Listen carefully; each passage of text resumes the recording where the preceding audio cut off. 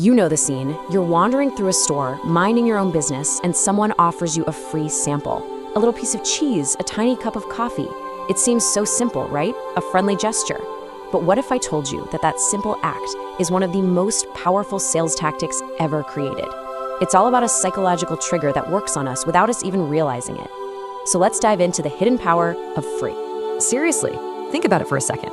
Have you ever taken that free sample and then felt this weird, nagging feeling?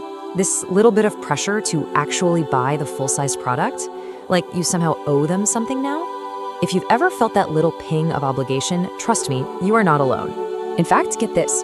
Research shows that a whopping 73% of consumers are more likely to buy a product after they've sampled it. That is nearly 3 out of every 4 people. So that feeling, it's not just in your head. It's a real, predictable, and very widespread human response. And here's the real kicker. Companies know this.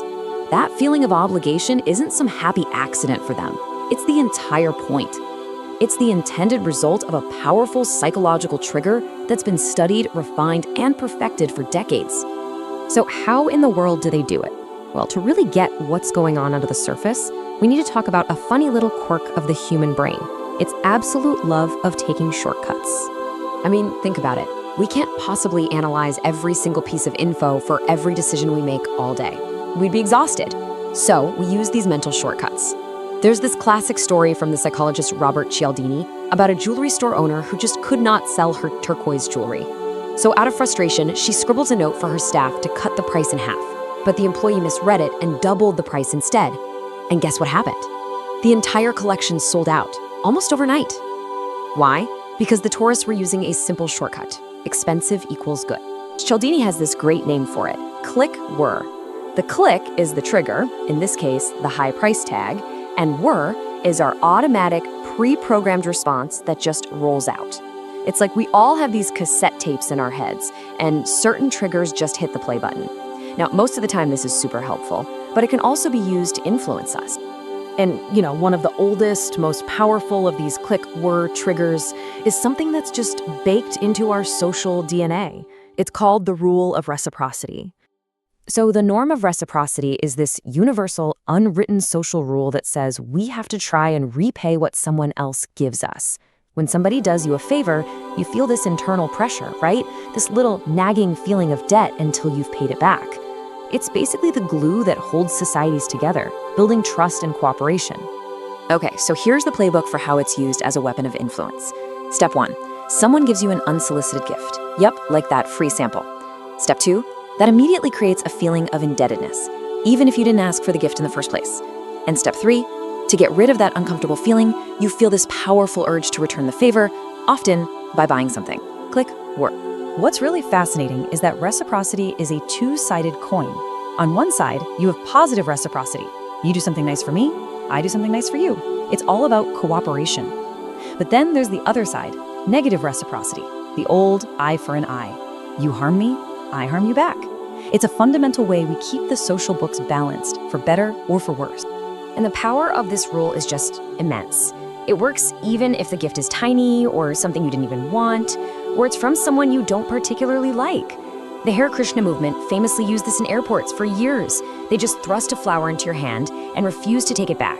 And even though most people would just toss the flower in the trash later, they felt so obligated that they'd give a donation anyway. Okay, so we've seen this work with free samples and flowers. Now let's take this same exact principle and see how it plays out in a much, much higher stakes arena. We're gonna leave the grocery store and step into the doctor's office to look at the world of pharmaceutical marketing.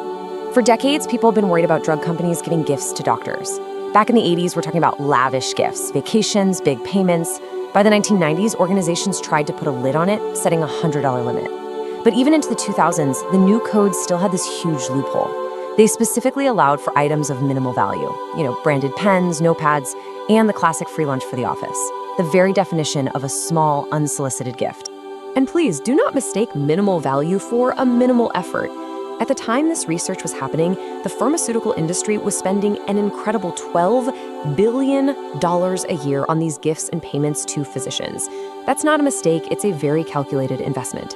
So why spend that kind of money? Because it works. These little gifts get a sales rep in the door. They help build a friendly, cooperative relationship. A A free pizza for the staff creates a positive feeling that gets associated with the drug they're talking about. And the ultimate goal is crystal clear: to use the rule of reciprocity to influence which drugs a doctor prescribes. But here's where the story gets truly fascinating. Because when you actually ask the people on the receiving end about this influence, you hit a brick wall of denial. So on one side, you have what many doctors honestly believe. They're confident. They say, look, a pen or a free sandwich is not going to influence my professional medical judgment. But then, you look at what the research shows. The data tells a completely different story. It consistently shows a clear link between these gifts and an increase in prescribing newer, more expensive brand name drugs, instead of cheaper, equally effective generic ones. And this brings us to this wild paradox that researchers uncovered. They found that the more gifts a physician received, the more certain they became that those gifts had absolutely no effect on them. It's this crazy psychological blind spot that actually gets bigger the more you're exposed to the tactic. This quote from the source material just hits the nail on the head. This is that click-whir response in its most dangerous form. When someone truly believes they're immune to influence, they stop questioning the situation. Their brain sees no reason to fight that automatic impulse. By denying the power of the reciprocity rule, their psychological defenses are just gone. The tape just plays on a loop, totally unchecked. So all of this leads to a really big and frankly uncomfortable question of professional ethics. When it comes to medicine, where our health and our money are on the line, is this kind of subtle, subconscious influence acceptable? To put it in perspective, just look at the rules in other professions where being objective is everything. Judges are completely forbidden from accepting gifts of any size. Same for journalists, same for referees and umpires. Yet in medicine, a profession built on our complete and total trust, gifts under a certain dollar amount have been perfectly okay for a long time. And let's just be really honest about the language we use here. Calling these things gifts puts them in a social frame, like friendship and generosity. But from a business point of view, they are marketing tools. They're deducted as business expenses, and they are given with the full expectation that they will generate a profit. They're marketing wares, plain and simple. So it all comes back to this. A simple act of giving can trigger a deep-seated, powerful, and often unconscious need to give something back. And when that principle is used in a high-stakes field like medicine, it can create these subtle biases that even the most ethical and well-intentioned professional might not even see in themselves.